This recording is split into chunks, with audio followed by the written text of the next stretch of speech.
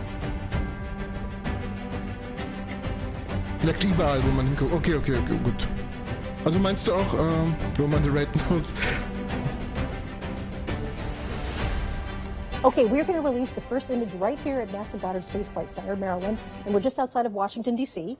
NASA Goddard is home to the project office of the Webb telescope. And the observatory portion of the telescope, the mirrors and the science instruments, were integrated and tested here before launch.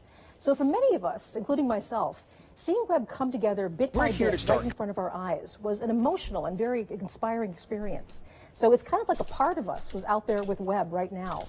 A million miles away, part of our hopes and dreams are out there. So I'm...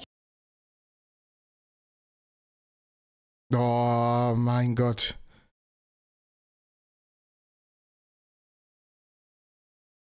Okay. NASA-Stream spinnt. Wir machen das hier an. Preview. I understand there was a very select audience who's already seen the image. Yes, so last night, So on ist es besser. behalf of the project, I had the privilege of traveling to the White House with the NASA Administrator Nelson and other senior staff to share our first image with President Global Biden News and Vice President leckt nicht, das ist gut, And it was really NASA fun. leckt Oh my tatsächlich. God. They really geeked out. We had a closed-door session where we got to walk through all the images and just share the excitement, and they were so thrilled, and they got the profundity of what we're seeing. And so now we're gonna let's do it. Okay, we've got the whole world watching. Are you ready to put the first image up? Oh, let's do it. Absolutely. All right, here we go. Das ist das von gestern, ne? Das ist ja klar. Das ist von gestern, dieses großartige Washington Post. Ich habe Global News angemacht. So why don't we walk Aber danke schön, through this just Jackson. a little bit? So if we come up and look at this image, first of all, it's really gorgeous. Man leckt auch bei NASA. Ja, aber hier nicht. Hier ist alles gut. Hier leckt gar nichts And mehr. that's Das ist something gut, ich bin that froh. has been true for every image we've gotten with Webb. We can't take blank sky. Everywhere mach we solche look, Stresssektionen. there's galaxies everywhere. Oh, And so, you know, this image, Ich komme as sofort, we're mein looking Pulli at ist it, what we're sauwarm. seeing is Ich not komme just sofort. all the Ich zieh mein galaxies. Shirt an. There's a Ich komme cluster sofort. of ones we're seeing as they So the look cluster are all these about white the kind time of the sun ethereal and the galaxies. Earth formed. We're seeing And them then as they behind look the back in cluster, time. we have right. The speed of light is the only so fast, and the so as gravity we're of the seeing cluster distant is galaxies out in distorting space, we're and seeing them as warping they look our billions view of years of ago. what's behind. So these And cluster so there are galaxies, these galaxies the white that look ones we're seeing as they look stretched and about pulled, the time kind the of like sun and the they've Earth been formed. magnified because And then they've been behind the magnified cluster, we by the have, gravity of the cluster, just so like Einstein the- said they would. The gravity of the And cluster you know, it's is really distorting there's so and much warping detail here. our We're seeing view of what's these behind. galaxies in a way that And we've so there never are these been able to see galaxies that before. look There's just a stretched and sharpness and a pulled, clarity kind we've of like never had. they've been magnified. So we can look because at they've if we been zoom in on this magnified image, and I by the encourage you gravity as of you the grab this cluster, image just at like home, like Einstein zoom said they in. would. You can, And you know, it's really zoom in so and much play detail around. here. There We're are seeing galaxies here these in which you're galaxies in a seeing way that individual we've never been clusters able of to see stars before. forming, It's just popping schön. up, and just clarity we've like never popcorn. had. And so we can look and at, then if we zoom in on we this also image, and I see encourage you in as the you grab this background of image this at home, galaxy, galaxy, okay? as this zoom in, image, it kind you of can, littered you know, like really jewels zoom in and all play over around. the back of the There are image. Are these galaxies here faint in which you're seeing red individual clusters galaxies. of stars forming, Bei popping mir up, laufen nicht die just beiden Streams. Das ist like Quatsch, das ist popcorn. Quatsch. Das habt ihr nicht And then mitbekommen. Ihr habt keine, we nein, ich habe also das nicht see mitbekommen. in the background of this image, kind of littered like jewels all over the back of the image, are these faint red galaxies. Doppler-Effekt, Now, vollkommen that richtig. was what we built the Vollkommen telescope richtig. to do. The most distant of those are billions of years. We're seeing as they looked more than 13 billion years ago. And so galaxies like that one right there, Alles this gut, little Falk, red alles gut. guy, you're like, okay, yep, what is that? Well, Webb got spectra to figure out what those galaxies are made of, and this is that one. We're seeing as it looked 13.1 billion years in the past. Okay, less than a dieser billion Punkt, der years after the Big 13,1. Bang. And we're seeing the elements of oxygen and hydrogen as well as neon. You know, this is how the oxygen in our bodies was made in stars, in galaxies, and we're seeing that process get Bild von started. Saturn bitte. Moment, ich I rufe want to give NASA us a little an. bit of context. So this is now the farthest away galaxy that we have this sort of detailed information about. That we know what it's made of. We know what like it's that. made of. Yes. And this was not a long exposure for Webb. No, the previous record holder, right, the Hubble Extreme Deep Field, was 2 weeks of continuous work with Hubble, and it was just imaging. With Webb, we took that image before breakfast. The amazing thing about Webb is the speed at which we can churn out discoveries. Bin ich viel zu So spät dahin? Wir everything hatten noch that keine you're going neuen to see Bilder. here in this broadcast is a week, and we're going to be doing discoveries like this every week. That is absolutely incredible. Schau den James. So Stream thank you woanders so much weiter. for joining us. It's been an honor to be working with you. Congratulations on all your hard work. Alles in Ordnung, sehr So gut, sehr wonderful gut, to sehr see gut. it pay off. So, thank you, and I'll see you later on today. Viper, oh Gott, das wäre Enjoy schlimm. the day. Thank you. Right. Sagst du Rocket League ab So und from zu? distant galaxies, we now turn our eye to something a bit closer. It's a planet, but not one in our solar system. Ein Planet? Remember that Earth and its sibling planets aren't the only show in the universe. When scientists and engineers started developing JWST, Warte. Wir kriegen gerade einen Exoplanet. Exploring exoplanets is now a major component of the mission and the subject of our second big reveal of the day. I'm going to send it now to our friends Natalie Willette and Sarah Gallagher at the Canadian Space Agency in Montreal. So again, bonjour. Ich habe gerade so Gänsehaut. Wir kriegen doch jetzt nicht wirklich ein Bild von einem Exoplaneten, oder? I guess we're having a little... I guess we're having nichts haben jetzt. Es geht jetzt ab. Ich will ein Bild sehen. Wir können gut reden. Lasst die Leute reden, das sind Wissenschaftler. Zollt ihnen mal ein bisschen Respekt für das, was sie geleistet haben. Mal ein bisschen Respekt. Großartige Menschen. Das ist nicht bei mir, das ist bei denen. Sorry for the brief pause there. We're now going over to Canada. Werbung, ich habe keine Werbung bei mir. Werbung könnt ihr nicht haben. Ich habe keine Werbung. Nicht bei so einem wichtigen Stream. Okay. Yep, we're all ready. Yeah. Okay, I apologize. We're having some trouble with the signal from Canada. Ich will Exoplaneten But luckily sehen! for us, we have an exoplanet expert right here, just in case Okay, that zumindest happens. ein Experten. So this is Wir Nicole kriegen einen Colon, Experten. and she's an exoplanet scientist at NASA, and we're going to talk about this Tolle amazing new Wissenschaftlerin, result auch, from ja. a very hot planet. I understand about 1,000 light years Hatte away. Werbung. Echt jetzt? Aber das macht dann YouTube von alleine. Ich würde hier keine Werbung reinhauen. Ah, fuck, okay. Hey, Grüße nach Heidelberg. Da flüstert jemand. Wie gut. Ich liebe diese kleinen Fehler. Ich liebe diese kleinen Fehler. What this discovery is and why this is Hat so jemand significant. geflüstert? Well, this reveal that you're going to see is going to show the first spectrum of an exoplanet as taken from the Webb telescope.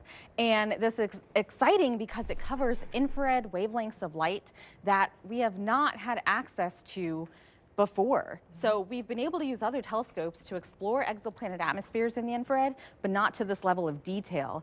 And this is just one sliver of data that Webb is providing us using the nearest instrument specifically. Wichtig, dass wir hier keine falschen Hoffnungen schüren. Es kann sein, dass es einfach nur ein Punkt ist, das leuchtet. Es geht wirklich auch nur um die Atmosphäre. Genau, wir brechen es in einen Rainbow auf.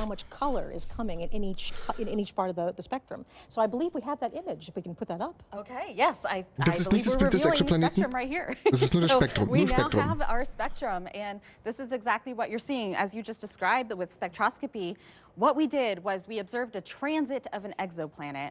We observed FG. the planet as it Geduld. passed in front of the star. Now, mind you, this is not a direct image. This is an indirect image. So we've seen the effect of what happens when the planet and its atmosphere passes in front of the star. The starlight filters through the atmosphere, and then you can break that down into wavelengths of light, and you get a bunch of what looks like bumps and Wir kriegen wiggles das, for some people, but it's actually Lichtspektrum, das full of Farbspektrum, information damit wir content. die Atmosphäre. So you're actually seeing bumps and wiggles that indicate the presence of water vapor in the atmosphere of this exoplanet. So we have the spectrum up here. Is there anything you'd like to highlight particularly? Yeah, absolutely. So we have several features marked here. So I call them features. They're these, what I just referred to as bumps and wiggles. But what you're seeing here is a telltale signature, the chemical fingerprint of water vapor in these atmospheres, in the atmosphere of this specific exoplanet. And the other thing we can tell actually is that there's evidence of clouds and hazes because the water features are not quite as large as we predicted. Also wir haben einen we Planeten can mit take that and infer that there are Wolken presence of entdeckt. clouds and Okay. hazes. Right.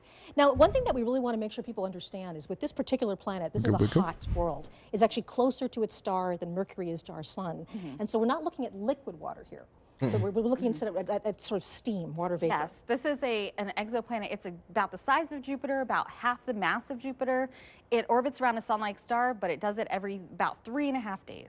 Right. So it's extremely hot, extremely close in, nothing like our solar system planets. But that's okay, because what we're seeing is, again, the first exoplanet data from Webb, and this is just the beginning. We're going to start pushing down to further smaller planets and being able to take measurements just like this with the nearest instrument that was built by the Canadian Space Agency, but also there's three other science instruments that will add to our knowledge in the infrared, as well as direct imaging modes along with the transit method. So there's a lot more to come. And I guess one thing we should mention is not only are we going to be looking at planets that are more like the Earth in the future, but we'll also be looking at planets in our own solar system. Absolutely, yes. We're going to have exciting data from planets in our solar system, from Mars outward, as well as asteroids and comets. So stay tuned for a lot more to come. Thank you so much, Nicole. Thank you so much for telling us about the spectrum, and I'll be seeing you later on today.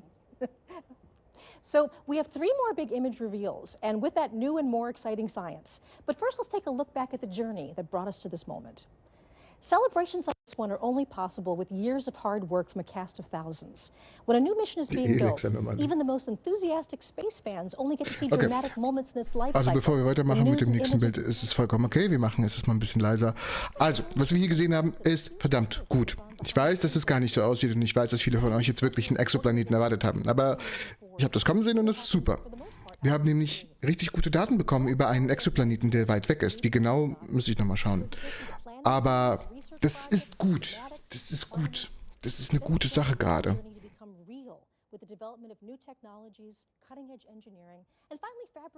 Das ist der erste Nachweis von Sauerstoff. Nein. Oder? Nein. Okay, guys, I can hear Rupa, but 1000 Lichtjahre war da, glaube ich, weg. Okay. Kommen denn heute Bilder? Ja, noch 3. Drei Bilder folgen noch. Problem ist, den Exoplaneten zu erreichen, ganz genau.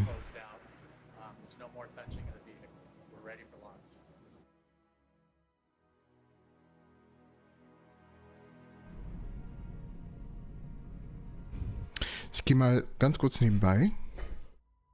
Moment. James-Webb-Weltraumteleskops. Born from the desires of astronomers, achieved with newly invented So, das schicke ich euch mal, dann könnt ihr mal ein bisschen drauf gucken. Könnt ihr euch nochmal genau das Diagramm ansehen. Es ist 1000 Lichtjahre entfernt ungefähr, ja. Das stimmt.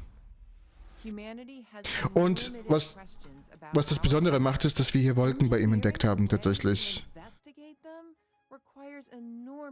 Machen wir hier mal ein bisschen leiser, damit wir mal ein bisschen reden können. Genau. Das Besondere ist gerade, dass wir hier okay, das Bild lädt nicht. Es gehen gerade auch 1000 Leute wahrscheinlich da drauf. Deswegen ist es gerade ein bisschen schwierig, hier ein paar Daten rauszubekommen. So, das Besondere hier ist tatsächlich, dass wir Wolken entdeckt haben. Es ist zwar, natürlich ist es Steam, es ist heiß, aber es ist dennoch auf Basis von Wasser. Du bist unscharf, kontrollier mal deinen Fokus. Hey, ich bin Udo. Udo, komm schon, Mann, ich bin scharf. Danke. Kannst du den Stream dann wieder lauter machen, wenn es um die Bilder geht? Selbstverständlich mache ich das, Leo. Selbstverständlich.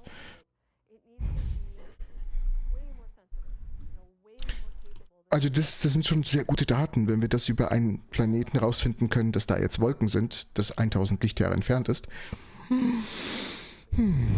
Ist schon gar nicht mal so übel. Wirklich, ist echt gar nicht mal so schlecht, dass das Ding Wolken hat. Hast du eine Klimaanlage? Nee. Es war eigentlich recht kühl, aber jetzt strahlt hier die Sonne rein. Der Leuchter hier, ne? Der ist an.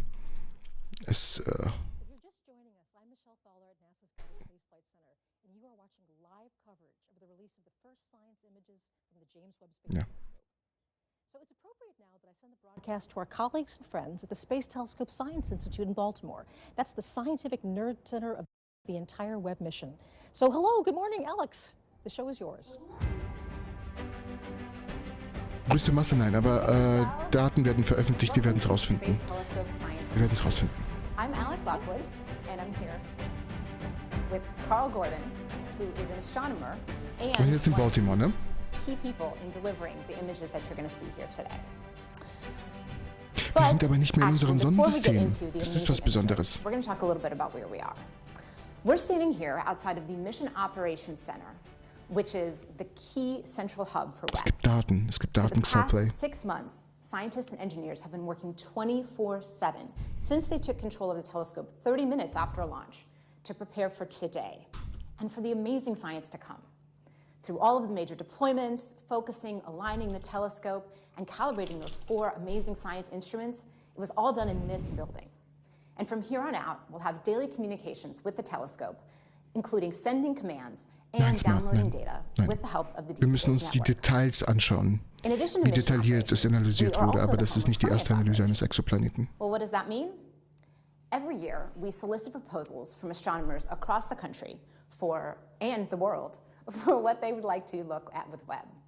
Then we hold a rigorous selection process to select the ideas that will best utilize Webb. Ist das so? Gut, ich meine, macht Sinn, aber stimmt, würde auch Sinn machen. When the data come down and astronomers analyze their results, we are the lucky ones. Mel, habe ich als Video gemacht. Schau dir das mal bitte an. Gib mal bei mir einfach mal James-Webb an und was im ersten Jahr geplant ist.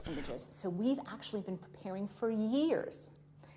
Here is Klaus Pontoppidan, project scientist for Webb and the technical lead for the first image, to tell you about the process of the past few years of selecting the targets. My first email related to the first images was back from 2016.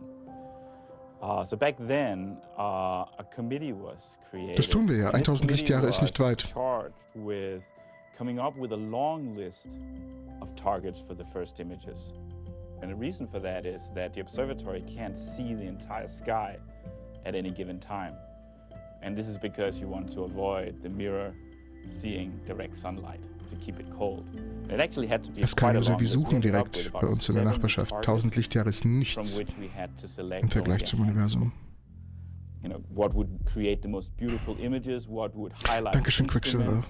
the different four science instruments for Webb, and what would highlight. Bleibt das Stream ab und zu hängen oder liegt es im Max? Nee, eigentlich sollte es super smooth laufen. Leider trotzdem weit für uns. Für uns, ja, das stimmt, für uns, ja.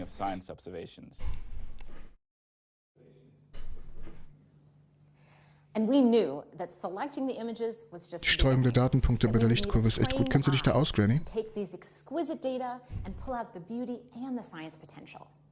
So here's Jody Pasquale and Elisa Pagan to tell you about how they processed. Kannst du zu jedem Bild noch ein eigenes Video machen? Mach ich smart, klar. Das ist der Plan. Deswegen habe ich sehr viel Arbeit vor mir die Woche. Unglaublich viel Arbeit. 1000 Lichtjahre ist noch unsere Milchstraße, oder? Ja, ja, klar. Das ist direkt Nachbarschaft. Die Bilder schon angekommen? Gleich. And the reason we want to color the images is because there's actually more that you can get, more information that you can get from the image if you see it in color. Frank, ja, Frank, bin ich ganz, du hast so recht. Auf 14 Tage wäre nur 5 Lichtjahre, ja. The shortest wavelengths of infrared light, we can assign those blue colors, and then move our way down to green and red as we go to longer and longer wavelengths. And then we additively combine those together to get our full color image. But there is a lot of aesthetics that are involved in this. Painstakingly going through and cleaning these images up with an attention to detail, a level of detail like at the pixel level in every image. So when I'm working on the astronomical data, it is this sort of marriage between art and science. When you're choosing colors for the filters, you really are trying to show the different details and the processes that are happening in the astronomical images. But at the end of the day, you want it to be very compelling. You want it to be very beautiful because space is beautiful. Direkte Nachbarschaft, 1000 Lichtjahre, ja, das ist weit, aber einfach. And after those images were processed, there was a select few of us, very lucky few of us, who got to see the first images. Smart. Ich glaube, man kann das sogar anfragen. Man kann in meine Mail schreiben und sagen, hey, ich hätte das gerne als Original, die Daten. Die kannst du haben, glaube ich. So we have a team of about 30 people who are producing these images, and we feel incredibly privileged to be the ones. Tust du das, Good Rage? We're the first to see these science-like images. When we saw the first data come down of real targets, people were speechless and there were emotions because we could see how amazing this observatory will be. The detail, the sharpness, the depth. Kann ich auch verstehen. Würde auch Sinn machen. When we saw the first color images, we knew that we had a winner. And now, we are ready to see Webb's first image of a star dying, a planetary nebula called the Southern Ring. Also einen sterbenden Stern. Wow, wow. This near-infrared image is, wow, the detail. Oh. Bin ich sehr emotional. Diese Bilder sind nicht Photoshop. Nein, Herrgott, nein. Wow. Okay. Well, here we are. We have a near-infrared image on our left, or on maybe your right. And here on the right, we have a near-infrared image. Da seht ihr die Originalbilder. So I'm here with Carl, our astronomer specialist. Can you tell us what we're looking at in these images? So this is a planetary nebula. It's caused by a dying star that has expelled a large fraction of its mass over in successive waves. Es ist ein sterbender Stern, okay. So we actually see those waves in these images. Yes.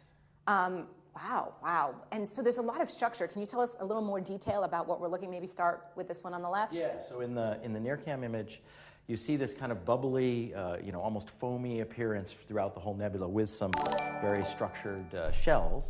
And this foaminess is showing up in orange mainly. And this is due to the molecular hydrogen that's newly formed in the expansion, just lighting up the gas and dust of this nebula. And then as we move inward, you see this kind of very blue haze in the inner region. And this is actually due to very hot ionized gas that emits well in the blue that's heated by the core, the leftover very hot core of this star. And what about these like rays that I'm seeing in this image? Right there. So there's also rays in the outer regions that you can kind of see. And these are holes in the inner nebula that are actually allowing the central star's light to come out and kind of light it up like, patchy clouds with the sun shining through. Wow. Oh, yeah, that's what it looks like. That's so cool. So you're actually a mid-infrared astronomer, which is different than near-infrared. And so what can you tell us about the details in this mid-infrared image? So it looks quite different in color, partly because we're seeing different kinds of physics going on here. So we're actually seeing in the blue, you see a lot of blue. The blue is actually due to hydrocarbon grains that are emitting very strongly in the blue for Miri. And they show the very similar structures to what we see in orange and NIRCam because the molecular hydrocarbon actually forms on the surface of dust grains. And so again, as we move inward, we see that the inner region is again hot ionized gas, but now it glows red because that's where it emits the strongest for Miri wavelengths. Okay.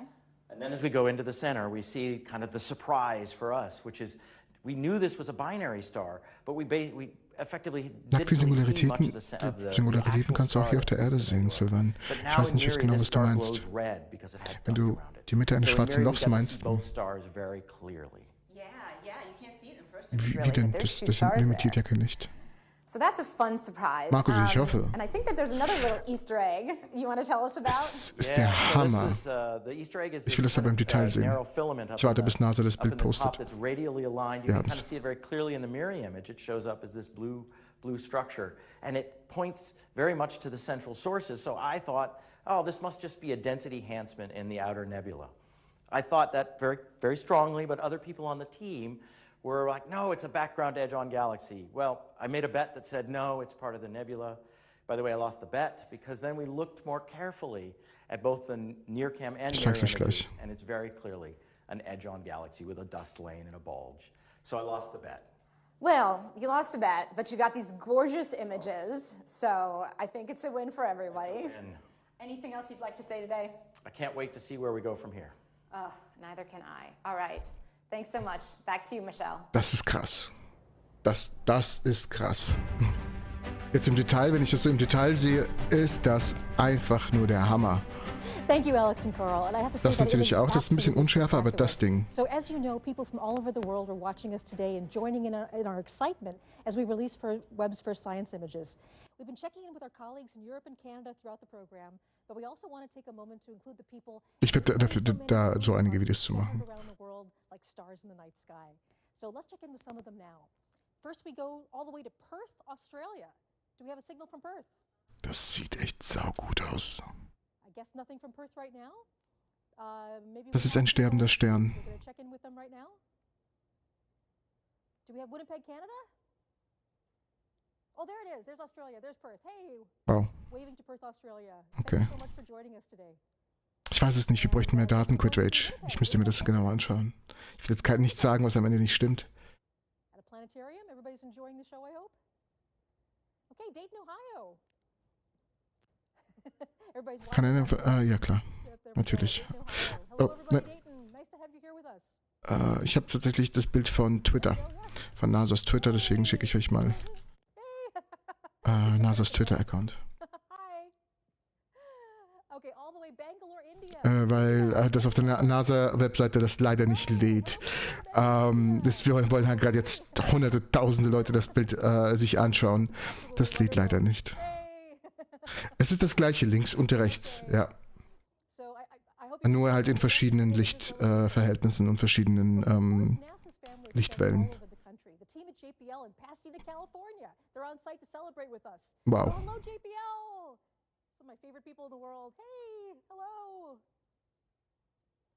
And I think the last place we're going to right now is Northrop Grumman, one of our major contractors. Hello, Northrop Grumman! Oh, hey, all right. Familie ist jetzt nice, Patte. Hey. Nice to see you, Northrop Grumman.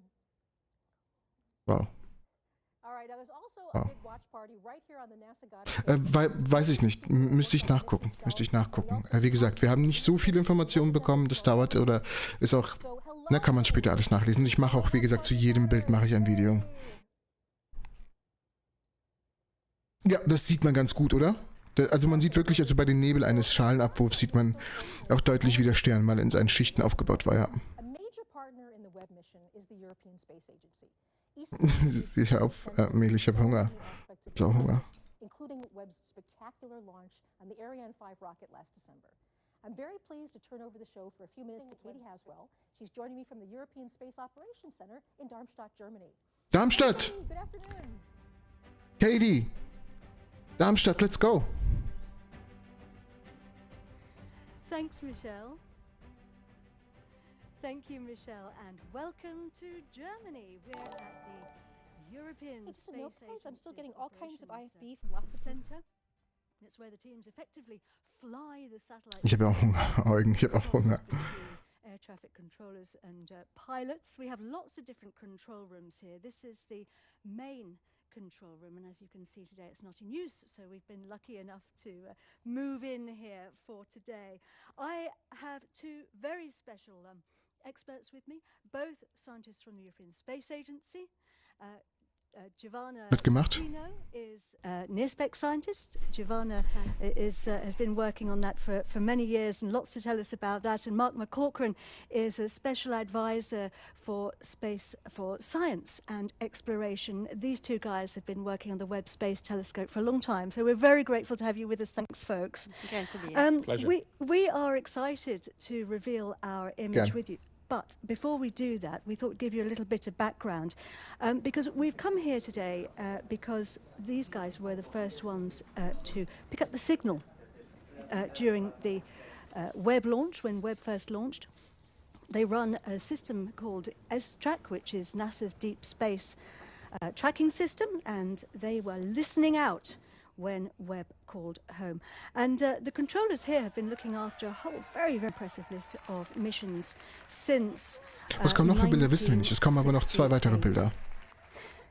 Wo kann man die Bilder downloaden? Auf der NASA-Webseite, Johannes. Very important role during the Webb, for the Webb Ich möchte am Universum mal umsehen. The launch on board the awesome Ariane 5 launch vehicle from the Guiana Space Center. The atmosphere in the Mission Control Center was electric, I can tell you. I was there. They've also provided people. We have 15 ESA scientists working at Space Telescope in Baltimore. And also they have provided the infrared spectrograph, the near-infrared spectrograph, and also half of the MIRI instrument, which is the mid-infrared instrument. Let's take a look at those now. Webb's 4 scientific instruments include NIRSPEC, the near-infrared spectrograph, led by ESA. NIRSPEC splits near-infrared light from astronomical objects into its components. Like a barcode, this will help scientists understand the physics of the objects they're observing, from their temperature to atomic makeup. NIRSPEC can observe parts of an object or the sky using an image slicer and an array of microscopic shutters. Webb's integrated science instrument module, located behind the main mirror, also contains MIRI, a mid-infrared camera and spectrograph. Seen here during testing, MIRI's been developed by a partnership between Europe and the US. MIRI detects mid-infrared light from planets, stars and galaxies.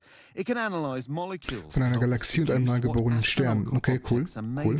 And peer into clouds. Also angeblich sollen noch 2 Bilder kommen, ne? Bilder von einer Galaxie und von einem neugeborenen Stern. Bin sehr gespannt. Analyze light from the very dawn of time, revealing the universe as never before. So. Eigentlich ist sowas erfunden. Ist ja der Wahnsinn, wie kompliziert das ist. Menschen. So let's get ready to reveal our image. And remember that one of Webb's jobs is to find out about galaxies, more about the galaxies, but also to help us to understand how they change. And this image is going to be very, very useful for that. Let's reveal it now. There it is. It's called Stephan's Quintet, and it's wondrous. Giovanna, what are we looking at? Yes, like it's a quintet, so we are looking at 5 galaxies. Galaxies are this giant structure that, as we've seen, we see everywhere around us in the universe. They contain from million to 100 billions of stars, and in fact we live in one of them, the Milky Way. And here we see 5 of them. This is a closer galaxy in the foreground, and these 4 are at a distance of about 300 million light years from us, 300 Millionen and Lichtjahre they're entfernt. locked in a close interaction, a sort of cosmic dance driven by the gravitational force. You can see here these two in a process of merging within each other. This is a very important image, an area to study, because it really shows the type of interaction that drives the evolution of galaxy. That's the mechanism of galaxies' growth. I love this image of the cosmic dance moving through each other. Mark, there's a lot going on, though, in this image, isn't there? There is. So this is a near-infrared image and a mid-infrared image combined. And when we zoom in on the left-hand side here, we see this foreground galaxy. We see lots of individual stars in there, actually resolved as point sources, which is remarkable. And then as we pan across, we actually see the galaxies in the merging galaxies. We now see gas and dust, which is being heated up in the collision between those galaxies. And that's a place where new stars are being born today.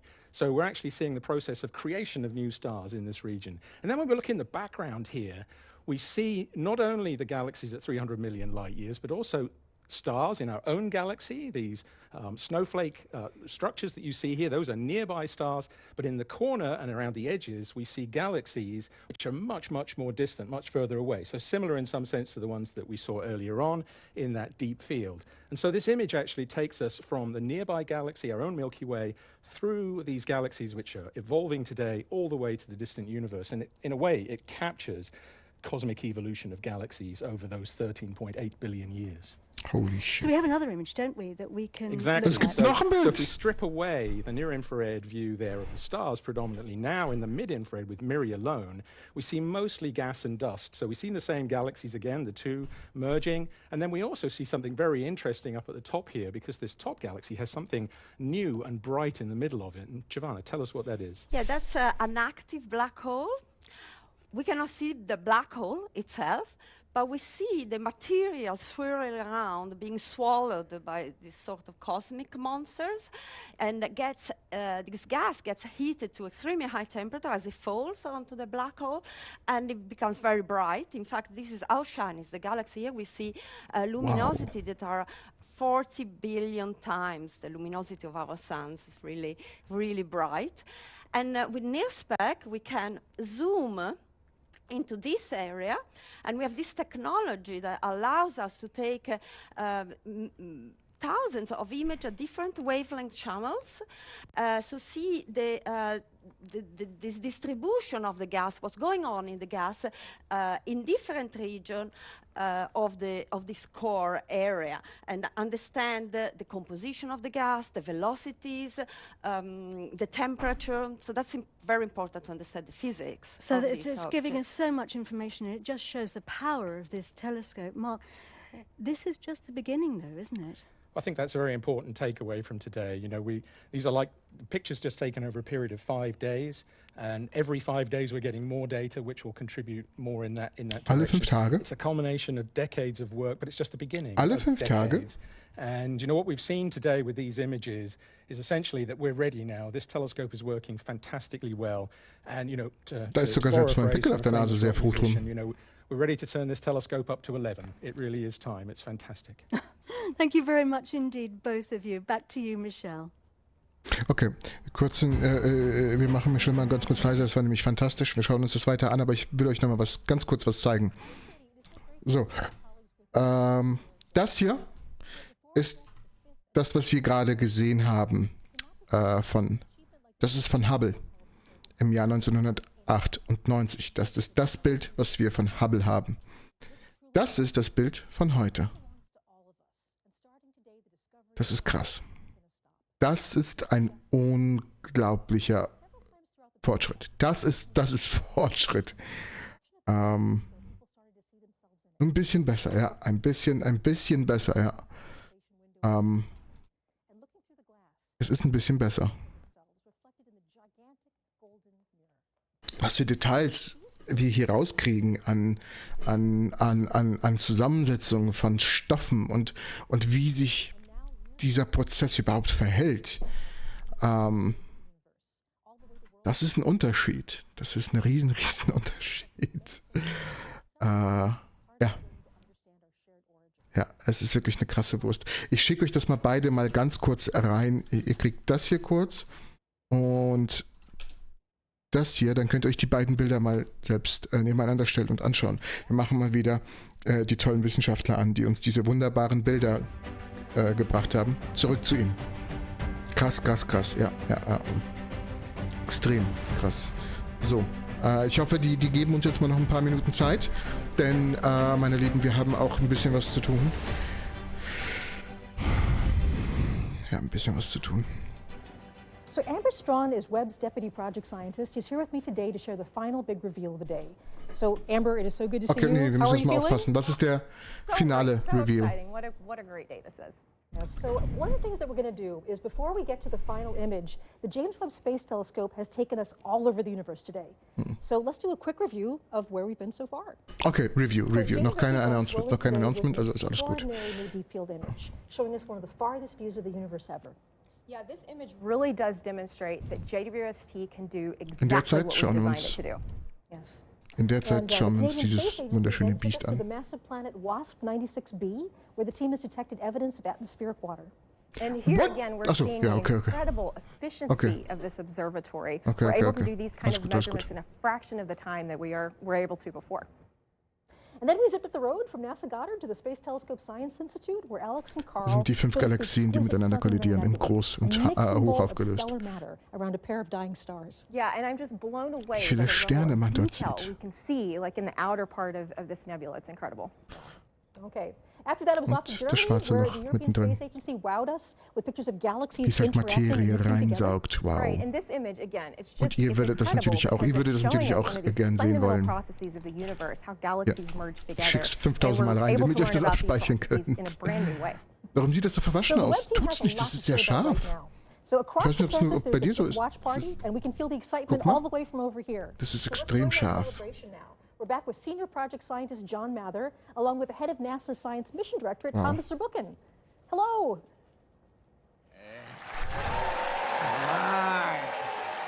Da ist der Nobelpreisträger wieder, okay. Aber das war gut bisher. Da ist noch ein zweites Bild ohne Gase, ja, weiß ich. Ich finde das mit Gasen aber auch sehr schön. Nee, wir hatten das hier gerade ohne Gase. Moment. So, John, we looked around the world and we're the only ones with a cheerleading crew right over there. Moment. Ich habe gleich mal was für euch. You've been with this mission for decades. How do you feel today? I am so thrilled and so relieved. This was so hard.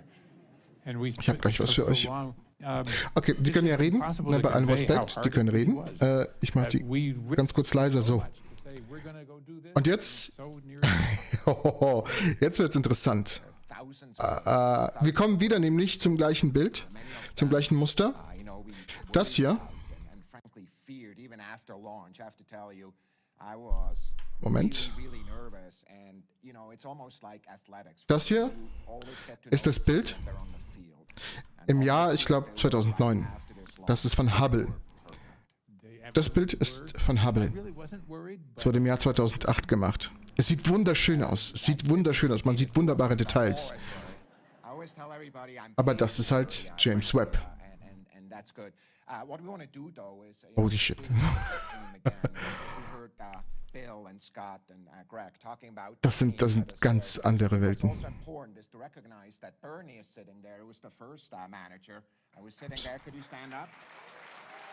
Allein hier die Details. Das ist nicht so gelungen, finde ich. Das sieht hier ein bisschen schöner aus. Aber das, wow. And I want to mention that Phil Sablehouse, who is a manager also during a time, is no longer with us, but his heart is with us today.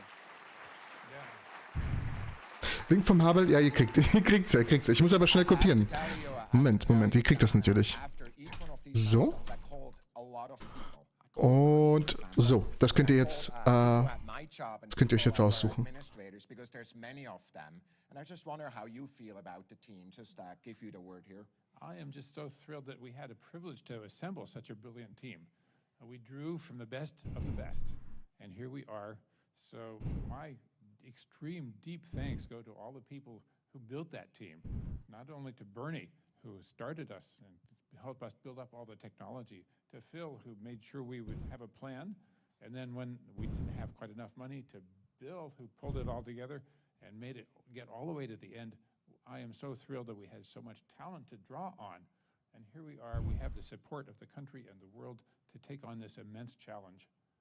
You know what I'm most excited about? There's tens of thousands of scientists, and frankly, some of them just got born, or not even born, who are benefiting from this amazing telescope, because it will be with us for decades. It will be. We have Kollidieren, die kollidieren, ja. Die kollidieren miteinander.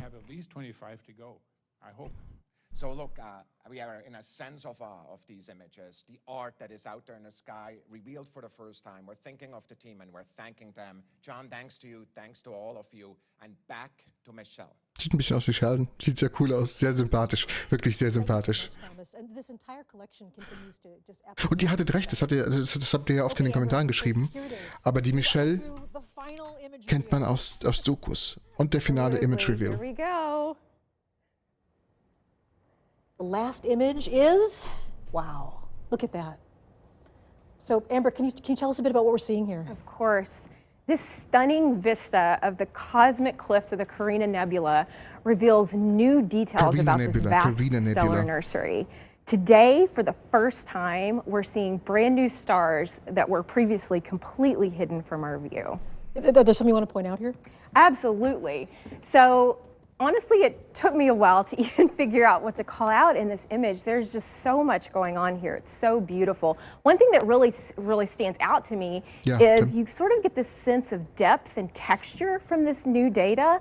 There's a lot going on. To call out a few specifics, first of all, in general, the Carina Nebula is a nearby star-forming region within our own Milky Way galaxy, about 7,600 light years away. And in this view, we see some great examples, first of all, of hundreds of new stars that we've never seen before. We see examples of bubbles and cavities and jets that are being blown out by these newborn stars. We even see some galaxies sort of lurking in the background up here.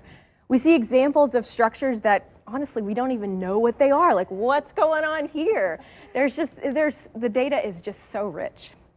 And there's something really special about the infrared. Infrared can actually see deeper into these star-forming regions. Absolutely. That's one of the great things about infrared, is it really does reveal what's going on here in a really cosmic sense. And in general, what's happening in sort of this overall landscape is we have these gigantic, hot, young stars up here to the top of this rim, and the radiation and stellar winds from those stars is sort of pushing down and running into all of this. This is gas and dust, and of course we know that gas and dust is great raw material for newborn stars and baby planets. Das ist also but die there's a flip Geburtsstätte neuer side of the Sterne. story, and Bitte also a nochmal little links, bit of a mystery, selbstverständlich. because these same wieder langsam, ich processes will can auch selbst serve gucken. to sort of erode away this Schaut euch das material an, and im stop star wunderbaren formation. Detail. So we have this sort of delicate balance going on of new stars being formed, but at the same time, the star formation is being halted. And for me, when I see an image like this, I can't help but think about scale. You know, every dot of light we see here is an individual star, not unlike our sun, and many of these likely also have planets. And it just reminds me that, you know, our sun and our planets and ultimately us were formed out of the same kind of stuff that we see here. We humans really are connected to the universe. We're made of the same stuff in this beautiful landscape. And actually, the Carina Nebula was one of my favorite images from Hubble. So Hubble looked at this as well, right? Absolutely, yeah. The Hubble image of this is also spectacular. We saw it in a different kind of light when Hubble took an image of this particular nebula. And then you can see amazing things with Hubble, but when you zoom into this new image, we're able to see so much more detail. And of course, all of us, you know, I grew up on Hubble, and all of us love Hubble. And I'm so excited to see what these two amazing observatories are able to do really in tandem with each other. Thank you so much. And again, congratulations. It's been a pleasure to be working on this with you. I'm just amazed by what's been going on. Wow. So as we're wrapping up, one of the things that I really have to say is the journey that we've been going on is so very dramatic for me. So we've gone all the way from the birth of stars, and we have all the way from the distant galaxies to the birth of stars. This is where we all began. This was the whole point of the James-Webb Space Telescope, to figure out our origins from the very, very early days of the universe to star and planet formation very nearby. So right now, I'm very honored to have our last special guest. This is the administrator of NASA, Bill Nelson. An honor to be with you, sir. Bill Nelson, okay. What a pleasure. What a banner day. It's clear that Webb represents the best of NASA. Yeah. It maintains our ability to propel us forward for science, for risk-taking, for inspiration. And we don't want to ever stop exploring the heavens, nor stop daring to take another step forward for humanity. In the words of the famous Carl Sagan, somewhere something incredible is waiting to be known. I think those words are becoming reality. Absolutely. Thanks, Michelle. An honor to have you here. Thank you very much. Wow. So this is a celebration for all humanity. If you've ever looked up at the night sky and wonder, whoever you are, wherever you are, this is your telescope. And we also salute the thousands of people who have dedicated part of their lives to making Webb a reality. I also want to give a big shout out for the superb media team who's helped bring Webb's story to the world. This broadcast is a joint effort of the superstar producers, animators, and social media specialists at the Canadian Space Agency, ESA, NASA, and especially the Goddard Space Flight Center. Webb captures light in distant colors that the eye can't see, and you've actually made this visible to the world. So finally, if you go to nasa.gov/web-first-images, you can download all of the images and data we've just shown in full resolution, and check back often. From now on, we share new discoveries for exciting new destinations around the universe. July 12th, 2022 marks a huge day for science. And it's only just the beginning. For everyone at CSA, ESA, and NASA, I'm so very pleased you could join us. I'm Michelle Thaler. Go Webb. Das war schön. Das war wirklich schön. 4 Bilder gezeigt. Das war echt schön. Das war cool. Das sind die Bilder nochmal.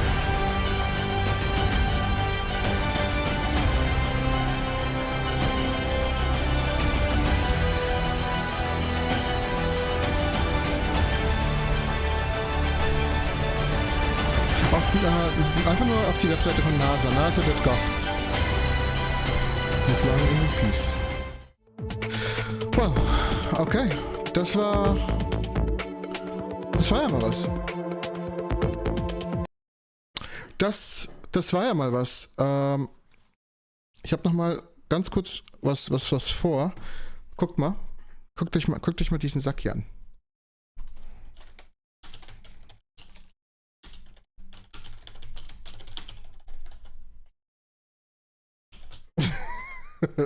Ich guck mal, was er sagt. Press Release? Nö, das ist nicht. Okay, Leute. Wenn mir mal irgendwer sagen kann, wo man die Bilder von James Webb findet, dann wäre ich euch dankbar. Denn die NASA-Website, die ist immer so ein bisschen... Da gibt alles, ja. Ein bisschen undurchsichtig. Ich guck mal, ob er vielleicht in den Call rein möchte. Aber ich glaube, der ist beschäftigt. Alles gut. Jetzt einfach mal schauen. Ich glaube, der ist beschäftigt. Hier vielleicht. Okay, die NASA-Website ist gerade auch ziemlich überlastet. Aber das hier wird es sein. Okay. Den Link. Also ich komme da gerade nicht drauf. Ich nehme an, dass da gerade viele sind. Ah, guck mal, der Entropy ist auch hier. Der Roman von Entropy. Einer meiner besten YouTube-Buddies. Bei ihm solltet ihr auf jeden Fall auch mal vorbeischauen. Genau. Jetzt bin ich gerade so in Plauderlaune. Ich würde sagen, wir streamen einfach noch ein bisschen weiter und wir reden einfach noch ein bisschen was. Und ich schaue mal gerade, ob ich noch irgendwas hatte, was ich euch zeigen wollte. Was wir jetzt machen, ist, wir schauen uns das hier an. Das ist nämlich sehr, sehr, sehr, sehr cool. Ich habe die Bilder von Twitter. Ja. Das Bild, was Sie gerade gesehen haben, ist der absolute Wahnsinn. Das ist, glaube ich, bisher... ihr müsst mir mal sagen, was eure Lieblingsbilder sind. Wir haben jetzt wirklich ein paar wunderschöne Bilder gesehen, aber was hat euch am besten gefallen?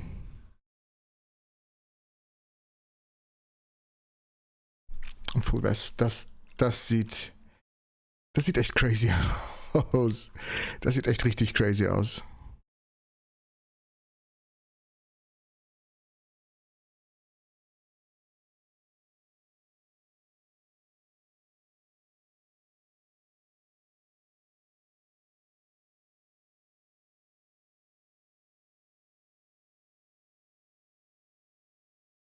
Alles ist geil.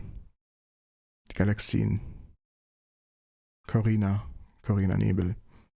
Das möchte ich als Poster fürs Wohnzimmer. Ja, momentan ist die NASA-Webseite überlastet.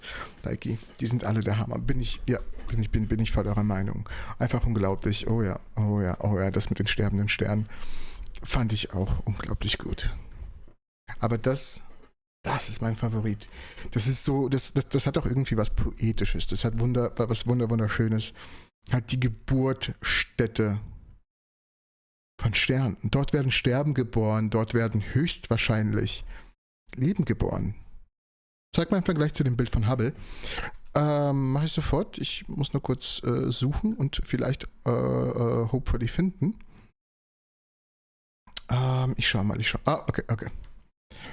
Ich habe einen Hubble-Vergleich. So. Das ist Hubble-Vergleich. Und wir nehmen mal die gleiche Ecke. Wir zoomen mal ein bisschen ran. Ne, ich habe immer noch kein HD-Bild, ne? Das ist wichtig, das zu wissen. Ich habe kein HD-Bild. So, das ist das von James Webb. Das ist das von Hubble. Wie weit ist das nochmal weg, weiß ich gerade nicht. Mit Brille und ohne, ja. Das ist ja, aber was Details angeht, ist schon ein kleiner Unterschied, ne? Schick mal Link rein. Oh, ich muss wieder Links hier für euch schicken. Moment. Moment.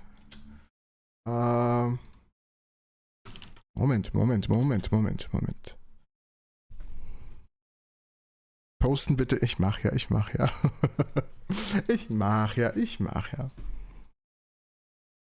Ja, das war das letzte Bild ist ein Original und bearbeitet auch noch direkt vom Teleskop.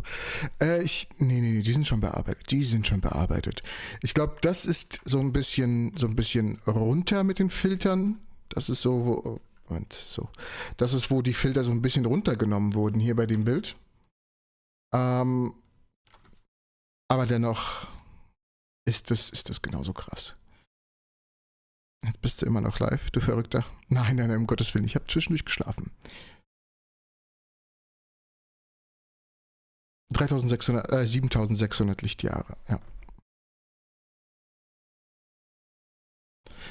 Dankeschön, Scranny, dankeschön. Wir gucken mal.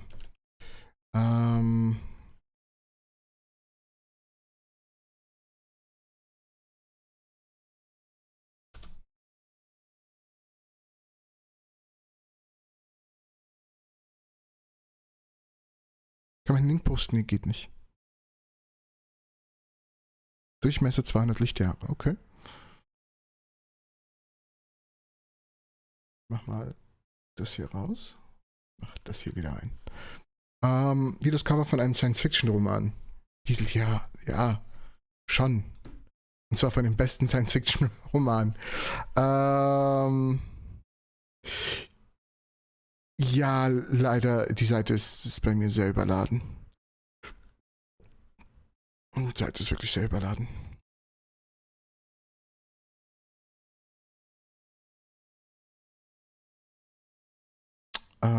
Full Res. Wir machen mal so ein Bild. Ja, wir machen mal Full Res. Wir downloaden mal Full Res.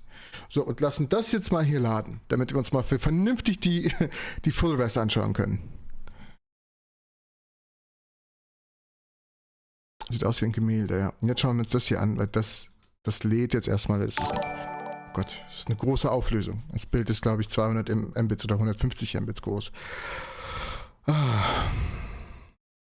Das wird interessant.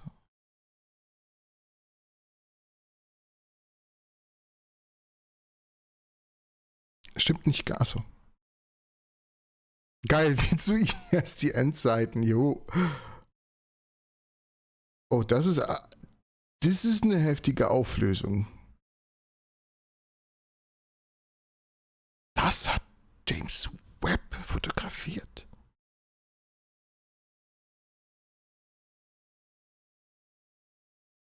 Link. Ihr kleinen linksüchtigen Menschen, ne? Hier. Link. Aber. Ja.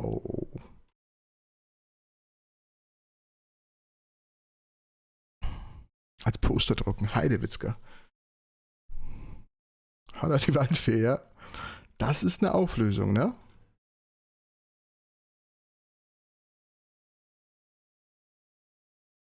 Ja, habe ich gerade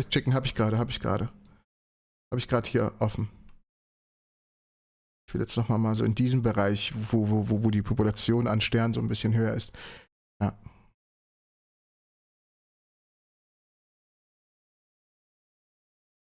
Hier sind alles Sterne, die gerade geboren werden. Das ist der absolute, oder geboren sind natürlich, ne?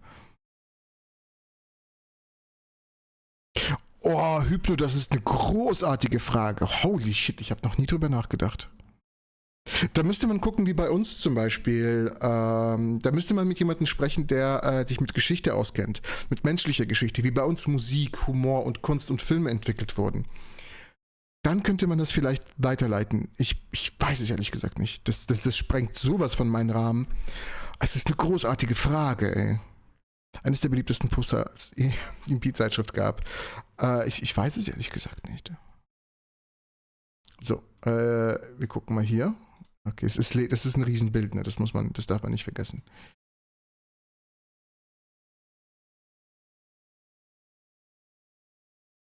Das lädt, aber das ist vollkommen okay.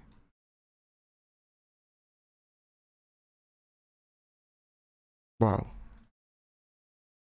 Okay.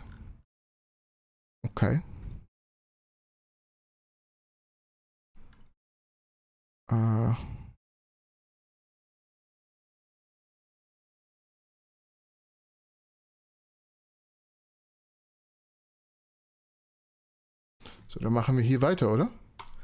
Und reinzoomen.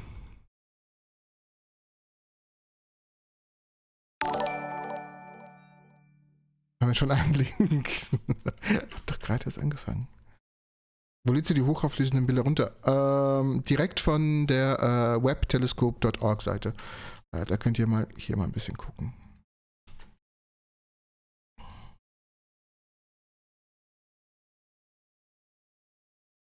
Oh, ich weiß es nicht, Thomas. Das ist eine gute Frage.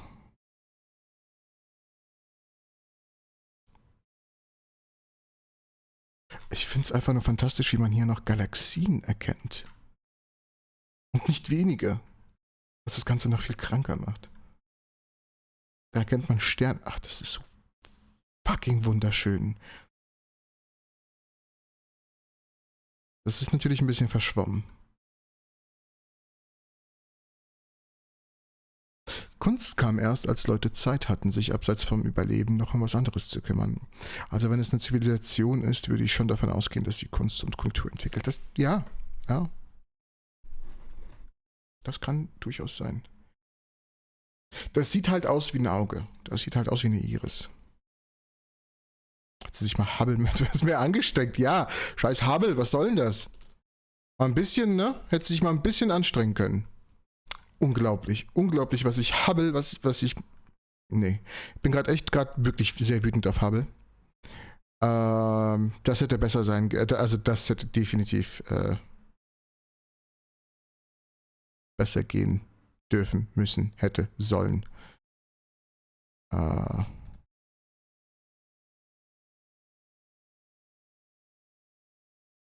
So. Mal gucken. Ladevorgang. Okay, es geht. Was? Habe ich jetzt meinen PC ausgemacht? Sag mal. Geht's denn noch? Einen Moment bitte. Hubble kriegt eine 4+. Ja.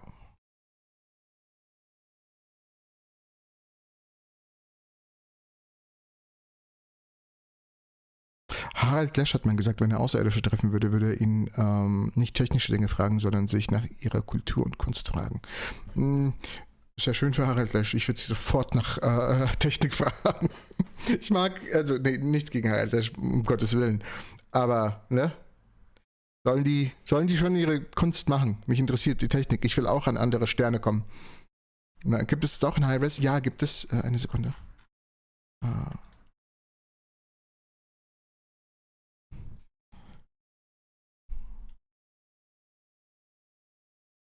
Ich find's toll, hier die 5 Galaxien, ne, wie sie gegeneinander kämpfen. Aber ich find's gut, dass einfach mal so viel Detail in diesen Galaxien hier ist, die überhaupt halt irgendwo im Hintergrund sind. Ne? Das ist hier auch 2 Galaxien, die vielleicht kollidieren. Das ist so unglaublich, ey.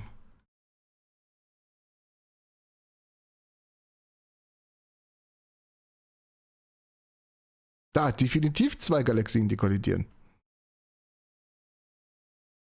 Hi, Kader.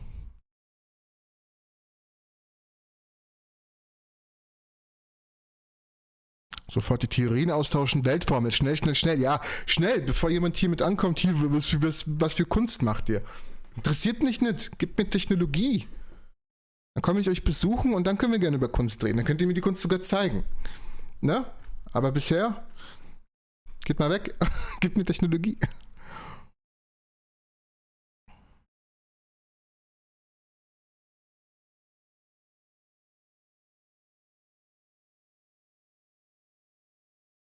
Ah, fantastisch. Fantastisch. Ja, die Videos. Ich werde morgen mich dran setzen. Heute brauche ich noch eine Pause. Das war ein bisschen viel.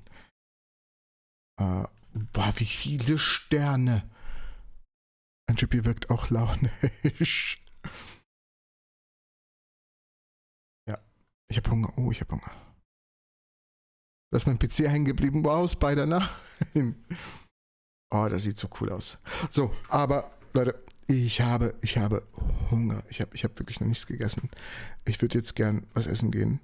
Falls ihr mir das gestattet, würde ich gern einfach mal was essen gehen. Ganz offenbar schafft das Universum Kunst. Vollkommen richtig. Vollkommen richtig. Dafür braucht es keine andere Zivilisation, dafür braucht es uns auch nicht. Was soll das? Da kommen wir eh noch niemals hin. Bestimmt, Harald. Irgendwann mal. Essen ist wichtig und richtig.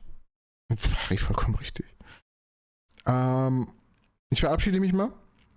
Ich verabschiede hier auch mein Pickel verabschiedet sich auch auf der Nase. Ich bedanke mich fürs Zusehen. Ich bedanke, dass ihr hier wart. Ich hoffe, euch alle in der nächsten Episode der Entropy zu sehen. Habt einen schönen, ja? Dankeschön. Bye, bye.